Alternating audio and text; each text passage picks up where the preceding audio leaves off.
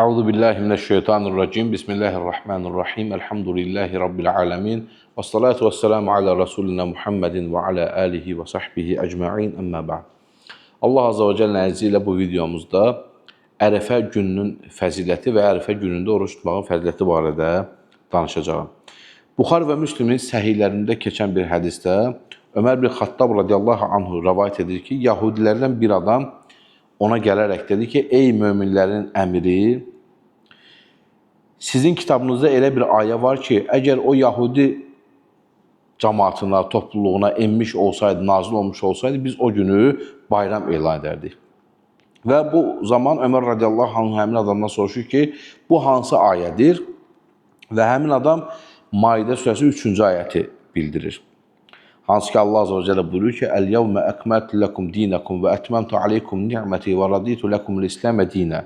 Bugün sizin için dininizi kamil ettim, size nimetimi tamamladım ve sizin için din olarak İslam'ı seçtim, İslam'dan razı oldum.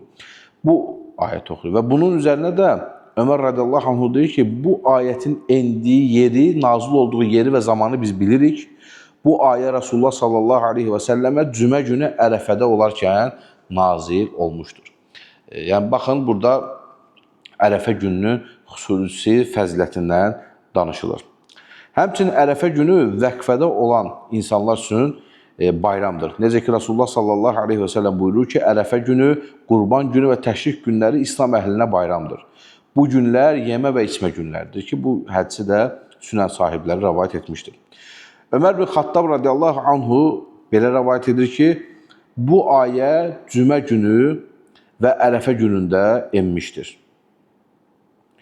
İkisi də bizim üçün Allah həmd olsun bayramdır. Yəni, burada Maidə surəsi 3-cü ayəti qəsd edir Ömər radiyallahu anhu ki, bu ayə cümə günü Ərəfədə enmişdir və hər ikisi də bizim üçün bayramdır. Həmçinin Ərəfə günü uca Allahın onunla and içdiyi bir gündür. Allah azze ve celle Buruc surəsində buyurur ki, şahidlik edənə və şahidlik edilənə and olsun. Əbu Hureyra radiyallahu anhu rəvayət edir ki, Resulullah sallallahu aleyhi ve sellem demiştir, Məv'ud günü qiyamət günüdür, məşhud günü Ərəfə gündür, şahid isə cümə gündür.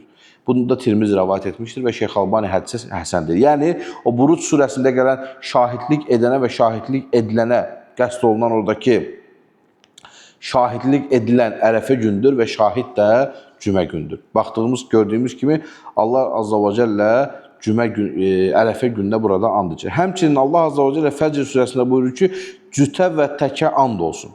İbn Abbas radiyallahu anhu buyurur ki, burada cütdən qəsd olunan Qurban gündür, təkdən qəsd olunan isə Ərəfə gündür. Həmçinin bu İkrimə və Dahhakın da görüşləridir, rəyləri bu üzrədir. Gördüyümüz kimi, yəni Ərəfə günü həm bayram günü qəbul olunur, həm cümə günü vəqfə nazil olmuşdur. Həmin ayə Ərəfə günündə, cümə günündə nazil olmuşdur. Bu da Ərəfə gününün üstünlüyünü bizlərə bildirir.